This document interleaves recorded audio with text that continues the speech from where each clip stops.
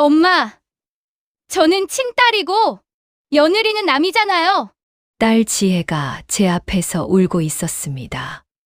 3억짜리 땅을 며느리한테 줬다는 걸 알고 난 후였습니다. 며느리한테 줘야 하나, 친딸한테 줘야 하나. 몇 달 전 80 노인이 밤새 그 고민을 했었습니다. 20년을 저를 모신 며느리 미선이와 1년에 한 번 오는 친딸 지혜 사이에서 말입니다.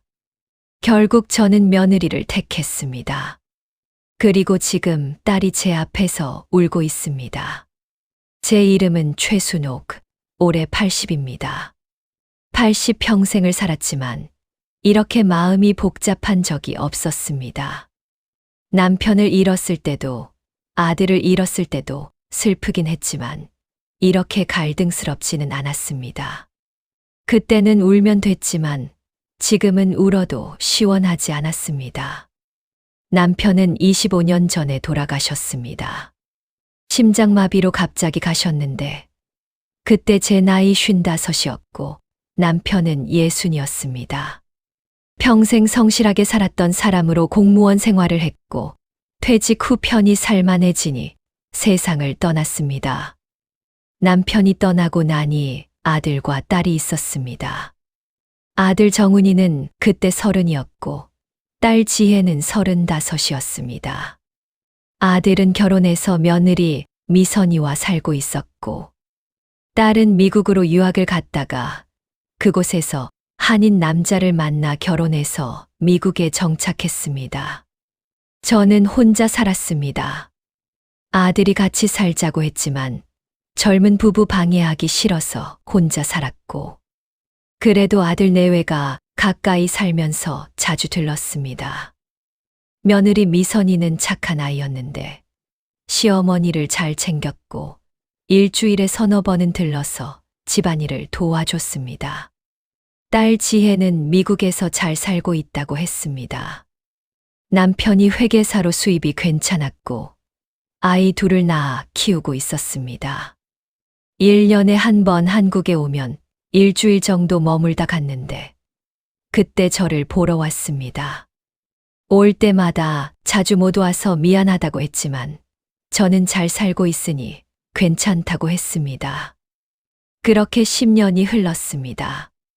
아들 정훈이가 교통사고로 갑자기 세상을 떠났습니다. 10년 전 일이었고 그때 아들은 40이었습니다. 출근길에 고속도로에서 차가 미끄러져 가드레일을 들이받았고 현장에서 즉사했습니다. 세상이 무너지는 것 같았습니다. 남편도 먼저 갔는데 아들마저 먼저 가다니 이런 고통이 있을 줄 몰랐습니다. 자식을 먼저 보내는 부모의 마음은 겪어보지 않은 사람은 모를 것입니다. 며느리 미선이도 무너졌습니다. 남편을 잃은 슬픔으로 며칠을 울기만 했고 장례를 치르는 내내 넋이 나간 사람처럼 있었습니다. 저도 슬펐지만 며느리가 더 걱정됐습니다. 딸 지혜는 미국에서 급히 날아왔습니다. 장례식장에서 많이 울었고 동생을 먼저 보내는 게 슬프다고 했습니다. 일주일 있다가 미국으로 돌아가야 했는데 떠나기 전에 엄마 괜찮으시겠어요? 혼자 사시는데 하고 걱정했습니다. 괜찮다고 했습니다. 며느리가 있다고 미선이가 챙겨줄 거라고 했더니 지혜는 고개를 끄덕이며 며느리 미선이에게 엄마 잘 모셔달라고 하고 말했습니다. 지혜가 떠나고 나니 며느리 미선이와 저만 남았습니다. 미선이는 남편 잃은 슬픔 속에서도 저를 챙겼습니다. 매일 아침 전화가 왔는데 어머님 아침 드셨어요? 괜찮으세요? 하고 물었고 거의 매일 들렀습니다. 빨래를 해주고 청소를 하고 냉장고를 채워줬습니다. 제가 미안해서 미선아, 너도 힘들 텐데 나는 괜찮으니까 집에서 쉬어 하고 말했지만 미선이는 아니에요. 어머님 제가 모셔야죠. 남편이 없는데. 시어머니라도 잘 모셔야 남편한테 떳떳하죠 하고 말했습니다. 저는 고마웠습니다. 며느리가 이렇게 착한 줄 몰랐고 아들이 좋은 사람을 만났다고 생각했습니다. 1년이 지났습니다. 미선이는 여전히 저를 돌봤습니다.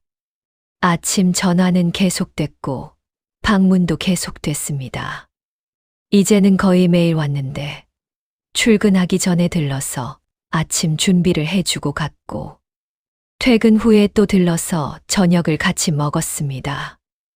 혼자 사는 게 외롭지 않냐고 물었더니 어머님이 계셔서 외롭지 않다고 했습니다.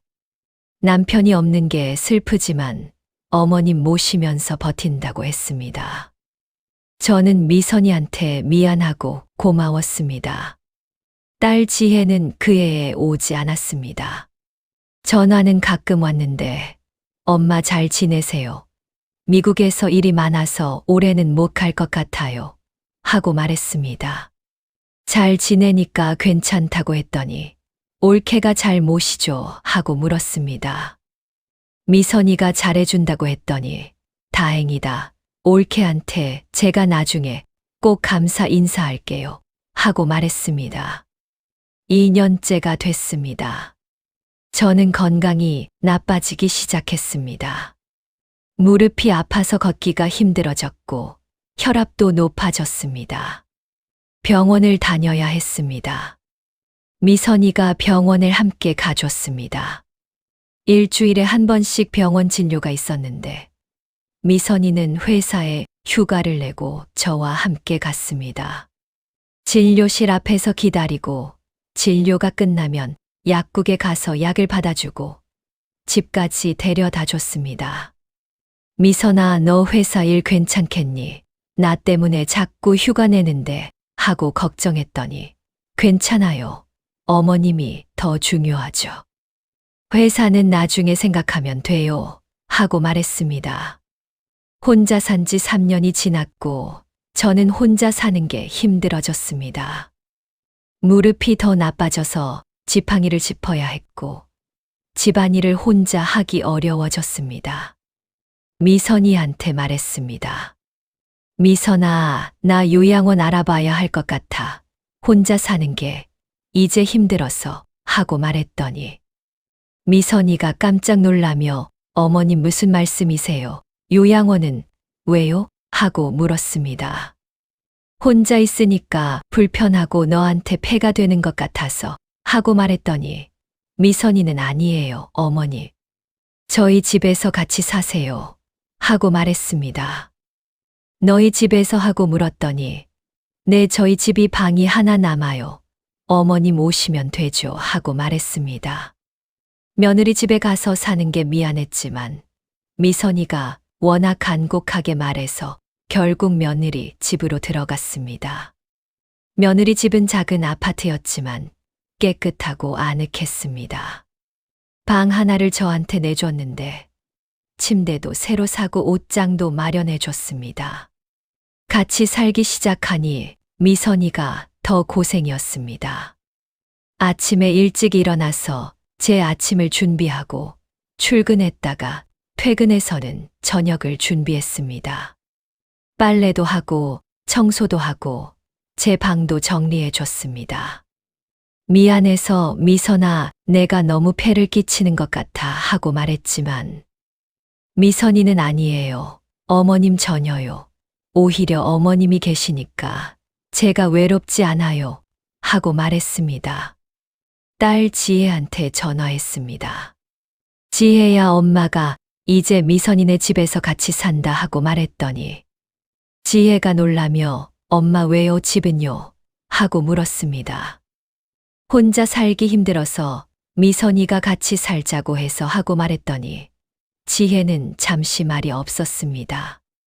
그러다가 그렇구나, 올케가 엄마 모시는구나. 내가 꼭 고맙다고 해야겠네 하고 말했습니다.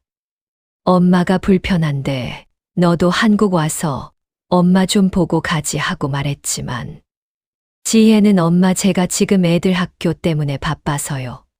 방학 때 갈게요 하고 말했습니다. 하지만 방학이 와도 지혜는 오지 않았습니다. 그리고 시간이 더 흘러 미선이와 함께 산 지도 2년째가 됐습니다. 저는 더 약해졌습니다. 지팡이 없이는 걷지 못했고 화장실 가는 것도 미선이가 부축해줘야 했습니다. 목욕도 혼자 하지 못해서 미선이가 도와줬습니다. 미선이는 힘들다는 소리 한 번 하지 않았습니다.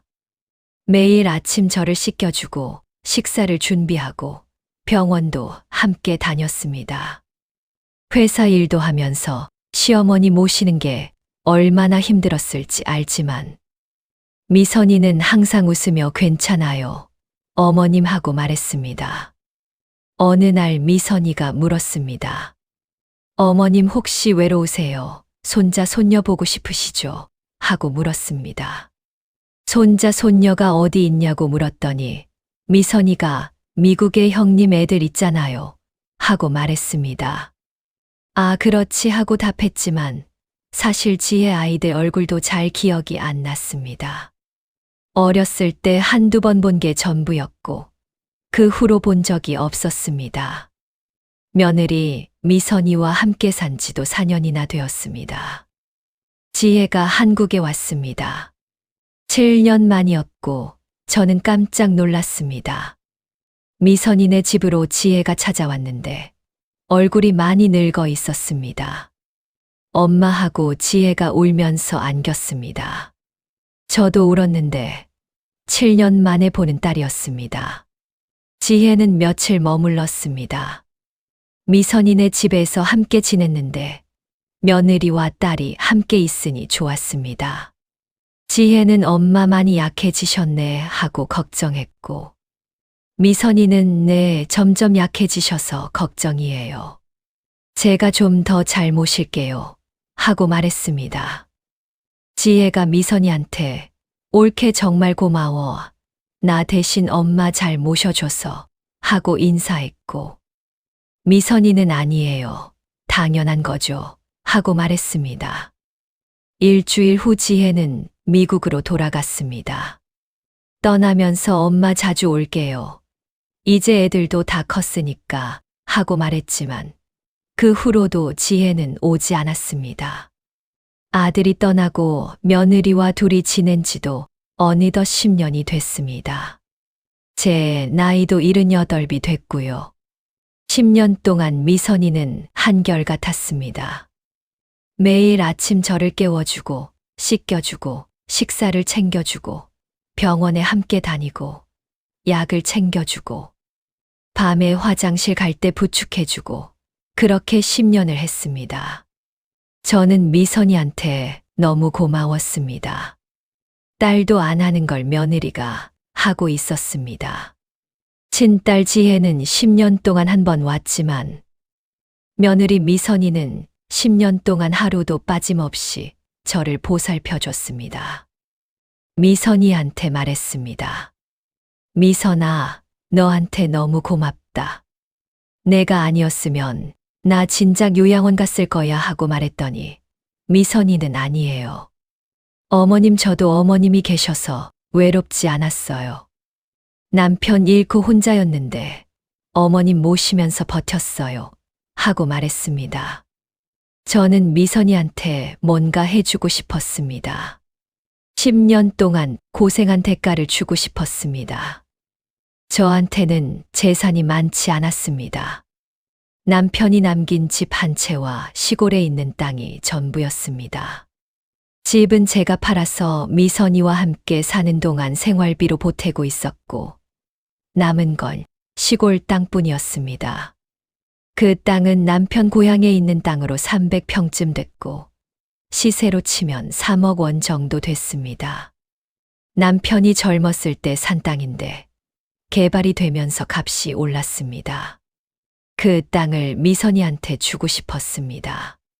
하지만 고민이 됐습니다. 지혜는 어떻게 하나 하고 생각했습니다. 지혜도 제 딸인데 딸한테 아무것도 안 주고 며느리한테만 주면 섭섭해하지 않을까 생각했습니다. 밤새 고민했습니다. 며느리한테 줘야 하나, 친딸한테 줘야 하나 하고 고민했습니다. 결론을 내렸습니다. 미선이한테 주기로 했습니다. 10년 동안 저를 보살펴준 사람은 미선이었고, 지혜는 그동안 한 번밖에 오지 않았습니다. 혈육이 중요한 게 아니라 정성이 중요하다고 생각했습니다. 법적인 문제를 상담받아야 할 것 같았습니다. 미선이 모르게 혼자 택시를 타고 법무사 사무실을 찾아갔습니다. 법무사한테 며느리한테 땅을 주고 싶다고 말했더니 법무사가 생전증여를 하시면 됩니다. 하고 말했습니다. 다른 자녀분들은 없냐고 물었고, 있지만 미국에 살고 있고 나는 며느리한테 주고 싶다고 했더니 법무사는 그럼 생전증여 하시면 되는데 나중에 따님이 유류분 청구를 할 수도 있습니다. 하고 말했습니다. 유류분이 뭐냐고 물었더니 법으로 보장된 자식의 권리로 어머님이 생전에 원하는 분께 증여를 해도 따님이 나중에 일부를 돌려달라고 할 수 있는 거라고 했습니다. 그럼 어떻게 되냐고 물었더니 재산의 절반 정도는 따님한테 주셔야 할 수도 있다고 했습니다. 생각했습니다. 그래도 절반이라도 미선이한테 주고 싶었습니다. 아무것도 안 주는 것보다 낫다고 생각했습니다. 생전증여 절차를 밟았습니다. 땅 등기를 며느리 김미선 명의로 바꿨습니다. 서류에 도장을 찍을 때 손이 떨렸는데 이게 맞는 일인가 하는 생각도 들었지만 미선이한테 고마운 마음이 더 컸습니다. 일주일 후 등기가 완료됐습니다. 이제 그 땅은 법적으로 미선이 것이 됐습니다. 미선이한테 말했습니다. 미선아, 내가 너한테 줄 게 있어 하고 말했더니 미선이가 뭔데요? 어머님 하고 물었습니다. 시골에 땅이 있는데 그걸 네 명의로 했어 하고 말했더니 미선이가 깜짝 놀라며 어머님 무슨 말씀이세요? 하고 물었습니다. 10년 동안 날 보살펴줬잖아. 고마워서 주는 거야 하고 말했더니 미선이가 눈물을 흘리며 어머님 그러시면 안 돼요. 저 그냥 당연한 일 한 건데요. 하고 말했습니다. 당연한 게 아니야. 딸도 안 하는 걸 네가 했어. 그러니 받아 하고 말했더니 미선이는 울면서 어머님 감사합니다. 정말 감사합니다. 하고 말했습니다. 미선이를 안아줬습니다. 고마운 며느리였습니다. 그리고 3개월이 지난 어느 날 지혜가 한국에 왔습니다. 갑자기 전화도 없이 그냥 나타났습니다. 미선이네 집 문을 열고 들어온 지혜의 얼굴이 굳어 있었습니다. 엄마하고 부르는 지혜의 목소리가 차갑게 느껴졌습니다. 왜 그러니 하고 물었더니 지혜가 엄마 며느리한테 땅 줬다면서요. 하고 물었습니다. 누가 말했냐고 물었더니 친척 아주머니한테 들었다고 우연히 만났는데 순옥이가 며느리한테 땅 줬다더라 하더라고 했습니다. 그래 줬다 하고 답했더니 지혜의 얼굴이 일그러졌습니다. 엄마 왜요? 왜 며느리한테는 주고 저한테는 안 주세요? 하고 물었습니다. 너는 미국에 있었고 그동안 나를 보살펴 준 건 미선이었어 하고 말했더니 지혜가 목소리를 높였습니다. 그래도 저는 친딸이에요. 며느리는 남이잖아요. 하고 말했습니다. 그 말에 제 마음이 아팠습니다. 남이 아니야. 미선이는 10년 동안 매일같이 친딸도 안 하는 나를 보살펴줬고 친딸인 너는 10년 동안 한 번밖에 안 왔잖아. 하고 말했더니 지혜가 울기 시작했습니다. 엄마 저도 사정이 있었어요. 미국 생활이 바빴고 애들 키우느라 힘들었어요. 그래도 저는 엄마 딸이에요. 하고 말했습니다. 알아. 네가 내 딸인 거 알아.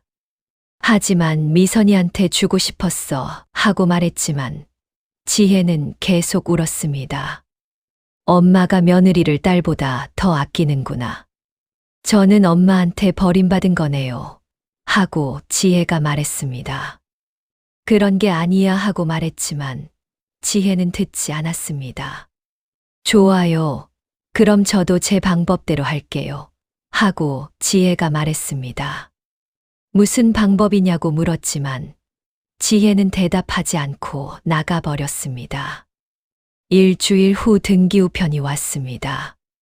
법원에서 온 우편이었는데 유류분 반환 청구 소장이라고 적혀 있었습니다. 며느리 미선이와 함께 읽었는데 딸 최지혜가 생전증여된 땅에 대해 유류분 반환을 청구한다는 내용이었습니다. 법무사가 예상했던 일이 벌어진 것이었습니다. 미선이가 어머님 이게 뭐예요? 하고 물었고 저는 할 말을 잃었습니다. 딸이 법적으로 땅을 돌려달라고 한다는 것이었습니다. 변호사를 찾아갔습니다.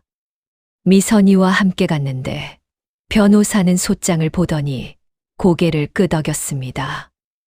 유류분 반환 청구는 법으로 보장된 권리입니다. 따님이 청구하신 거라면 일부는 돌려드려야 할 겁니다. 하고 변호사가 말했습니다. 얼마나 돌려줘야 하냐고 물었더니 땅 가액의 절반 정도가 될 것 같습니다. 3억이면 1억 5천 정도는 따님 몫입니다. 하고 답했습니다. 미선이가 놀라며 1억 5천이요. 그럼 저는 1억 5천만 받는 건가요? 하고 물었고 변호사는 그렇게 될 가능성이 높습니다. 하고 말했습니다. 미선이 얼굴이 굳었습니다. 어머님 괜찮으세요? 하고 물었고 저는 미안하다. 내가 다 받아야 하는데 하고 말했습니다. 아니에요. 어머님 1억 5천도 큰 돈이에요. 저 괜찮아요. 하고 미선이가 말했지만 목소리에 실망이 묻어 있었습니다. 한 달 후 법원에서 조정 기일이 잡혔습니다. 법원에 갔는데 80평생 법원에 가본 적이 없었지만 딸 때문에 법원에 가게 됐습니다. 조정실에 들어가니 지혜가 앉아 있었습니다. 옆에는 양복 입은 변호사가 있었고 지혜는 저를 보지 않았습니다. 저와 며느리 미선이가 함께 앉았고 저희 쪽에도 변호사가 있었습니다. 조정위원이 들어왔습니다. 중년의 남자 조정위원이었는데 양측의 이야기를 듣겠습니다. 하고 말했습니다. 지혜 측 변호사가 먼저 말했습니다. 청구인 최지혜는 피상속인 최순옥 씨의 친딸입니다. 피상속인이 며느리 김미선에게 3억 상당의 토지를 생전증여했는데 이는 청구인의 유류분을 침해합니다. 법에 따라 유류분 반환을 청구합니다. 하고 말했습니다. 저희 측 변호사가 반박했습니다. 생전증여는 피상속인의 자유로운 의사에 따른 것입니다. 며느리 김미선은 10년간 시어머니를 헌신적으로 부양했고 친딸 최지혜는 그 기간 동안 거의 방문하지 않았습니다. 하고 말했습니다. 조정위원이 물었습니다. 최지혜 씨는 얼마나 자주 어머니를 방문했습니까? 하고 물었고 지혜가 대답했습니다. 저는 미국에 살아서 자주 못 왔습니다. 하지만 전화는 자주 했습니다. 하고 말했습니다. 전화를 얼마나 자주 했냐고 조정위원이 물었고 지혜는 한 달에 한두 번 정도요. 하고 답했습니다. 조정위원이 김미선 씨는요? 하고 물었고 미선이가 답했습니다. 저는 10년 동안 매일 어머님을 돌봤습니다. 같은 집에 살면서 매일 식사를 챙겼고 병원도 모시고 다녔습니다. 하고 말했습니다. 조정위원이 고개를 끄덕였습니다.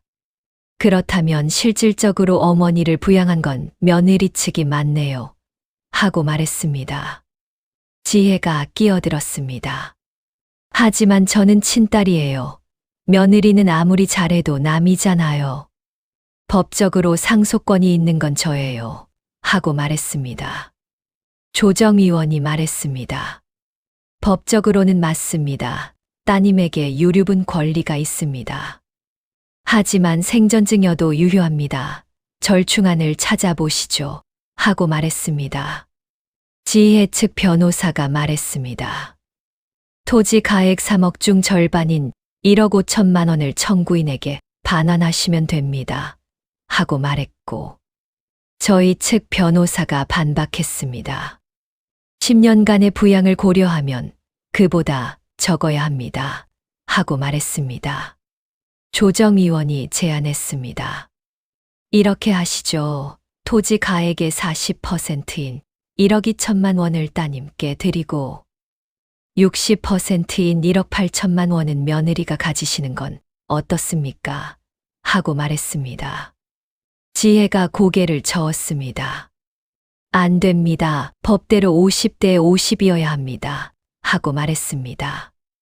미선이가 말했습니다. 저는 10년 동안 어머님을 모셨어요.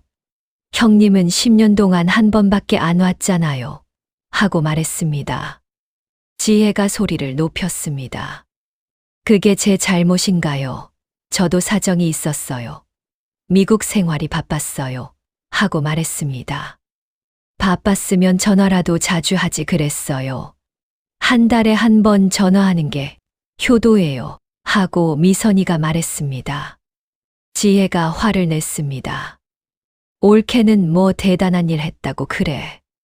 시어머니 모시는 거 당연한 거 아니야.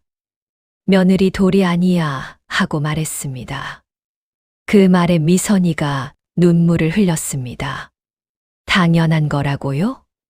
10년을 매일 아침 일찍 일어나서 어머님 식사 챙기고, 회사 끝나면 또 달려가서 저녁 챙기고, 밤에 화장실 가실 때마다 일어나서 부축하고, 주말에도 쉬지 못하고 병원 모시고 다니고, 그게 당연한 거예요? 하고 말했습니다. 지혜가 대답했습니다. 그래. 며느리니까 당연한 거지. 나는 딸이야. 딸은 시집 가면 남이 되는 거라고. 며느리가 시어머니 모시는 게 맞지. 하고 말했습니다. 저는 참지 못하고 입을 열었습니다. 지혜야, 너 그게 무슨 말이니? 하고 물었습니다. 지혜가 저를 보며 말했습니다. 사실이잖아요, 엄마. 며느리가 시어머니 모시는 게 당연한 거고. 딸은 시집 가면 남의 집 사람이에요. 법도 그래서 딸한테 상속권을 주는 거예요. 하고 말했습니다. 그럼 10년 동안 한 번밖에 안 온 건 어떻게 설명하니? 엄마가 외롭다고 전화했을 때 너 뭐라고 했니? 바빠서 못 간다고 했잖아. 하고 제가 말했습니다. 지혜가 답했습니다. 정말 바빴어요. 엄마도 아시잖아요. 미국 생활이 얼마나 힘든지. 애들 키우고 남편 뒷바라지하고 정신 없었어요. 하고 말했습니다. 그럼 미선이는 안 바빴니? 회사 다니면서 시어머니 모시는 게 쉬웠을 것 같니? 하고 물었더니 지혜는 대답하지 못했습니다. 조정위원이 끼어들었습니다. 감정적으로 이야기하지 마시고 합의점을 찾아보시죠. 하고 말했지만 저는 더 이상 조정할 마음이 없었습니다. 조정은 결렬됐습니다. 지혜가 양보하지 않았고 저희도 양보할 수 없었습니다. 재판으로 가게 됐습니다. 석 달 후 재판 기일이 잡혔습니다. 법정에 섰는데 80평생 법정에 설 줄 몰랐지만 딸 때문에 법정에 서게 됐습니다. 판사가 들어왔고 재판이 시작됐습니다. 원고 측 주장을 들어보겠습니다. 하고 판사가 말했고 지혜 측 변호사가 일어나 피고 최순옥은 며느리 김미선에게 3억 상당의 토지를 생전증여했습니다. 이는 원고 최지혜의 유류분을 침해하는 행위로 민법에 따라 유류분 반환을 청구합니다. 하고 말했습니다. 피고 측 주장은요? 하고 판사가 물었고 저희 측 변호사가 일어나 생전 증언은 피고의 자유로운 의사에 따른 것으로 며느리 김미선이 10년간 전담부양한 것에 대한 감사의 표시입니다. 원고 최지혜는 같은 기간 동안 거의 방문하지 않았으며 전화 연락도 드물었습니다. 하고 말했습니다. 판사가 물었습니다. 증거 자료가 있습니까? 하고 물었고 저희 측 변호사가 제출했습니다. 10년간의 병원 기록으로 매번 보호자란에 김미선 이름이 적혀 있었고 이웃 증언서로 미선이가 매일 시어머니를 돌보는 것을 봤다는 내용이었으며 통화 기록으로 미선이는 매일 전화했지만 지혜는 한 달에 한두 번이었습니다. 판사가 자료를 검토했습니다. 그리고 말했습니다. 며느리 김미선의 부양이 상당했던 것으로 보입니다. 하지만 유류부는 법으로 보장된 권리입니다. 하고 말했습니다. 지혜가 저를 쳐다봤습니다. 승리한 듯한 표정이었습니다. 판사가 계속 말했습니다. 다만 부양 정도를 고려하여 유류분 비율을 조정하겠습니다. 통상적으로는 50%지만 이 경우 며느리의 기여를 인정하여 40%로 산정합니다. 하고 말했습니다. 그러니까 지혜가 1억 2천만 원을 받고 미선이가 1억 8천만 원을 가지게 된다는 것이었습니다. 판결이 났습니다. 법정을 나서는데 지혜가 다가와 말했습니다. 엄마, 제가 이긴 거 아시죠? 하고 말했고 저는 네가 이긴 게 아니야. 법이 네 편을 든 것뿐이야. 하고 답했습니다. 법이 제 편이면 제가 이긴 거죠. 하고 지혜가 말했습니다. 너 정말 그 돈이 필요하니 미국에서 잘 사는 거 아니었니? 하고 물었더니 지혜가 대답했습니다. 돈이 필요해서가 아니에요. 제 권리니까 찾는 거예요. 며느리가 다 가져가는 게 억울했어요. 하고 말했습니다. 그럼 10년 동안 미선이가 날 모신 건 어떻게 생각하니? 하고 물었더니 지혜는 그건 며느리 도리죠. 당연한 거고요. 저는 친딸이에요. 친딸이 상속받는 게 당연한 거예요. 하고 말했습니다. 저는 딸을 보며 말했습니다. 지혜야, 너 오늘부터 내 딸 아니다. 하고 말했습니다. 지혜가 놀라며 엄마 무슨 말씀이세요? 하고 물었고 저는 계속 말했습니다. 10년 동안 한 번밖에 안 온 딸 필요 없어. 돈이나 받아가 그게 네가 원하던 거잖아. 하고 말했습니다. 엄마 너무하세요. 하고 지혜가 말했지만 저는 돌아서서 나왔습니다. 미선이가 따라왔습니다. 어머님 괜찮으세요? 하고 물었고 저는 고개를 끄덕였습니다. 한 달 후 땅을 팔았습니다. 부동산에 내놨더니 금방 팔렸는데 3억 원의 계약이 됐고 그 돈을 지혜와 미선이가 나눴습니다. 지혜 통장에 1억 2천만 원이 들어갔고 미선이 통장에 1억 8천만 원이 들어갔습니다. 지혜한테서 문자가 왔습니다. 엄마 돈 잘 받았어요. 그래도 엄마 딸이에요. 연락하고 지내요 하는 내용이었지만 저는 답장하지 않았습니다. 미선이가 말했습니다. 어머님 제가 이 돈으로 어머님께 효도할게요. 하고 말했고 저는 고맙다. 네가 있어서 다행이다. 하고 말했습니다. 그리고 1년이 지났습니다. 지혜는 미국으로 돌아갔고 그 후로 연락이 없었습니다. 가끔 문자가 왔지만 저는 답장하지 않았습니다. 미선이는 여전히 저를 돌봤습니다. 돈을 받았다고 태도가 달라지지 않았고 여전히 매일 아침 저를 깨워주고 식사를 챙겨주고 병원에 함께 다녔습니다. 미선이가 물었습니다. 어머님 형님한테 연락 안 하세요? 하고 물었고 저는 하기 싫다. 배신감이 너무 커서 하고 답했습니다. 그래도 딸인데요. 하고 미선이가 말했지만 저는 고개를 저었습니다. 딸이라는 게 뭔지 모르겠어. 10년 동안 한 번 온 사람이 딸이니 차라리 너를 딸로 삼고 싶다 하고 말했습니다. 미선이가 웃으며 어머님 저도 어머님을 엄마처럼 생각해요 하고 말했습니다. 2년이 지났습니다. 제 건강이 더 나빠졌습니다.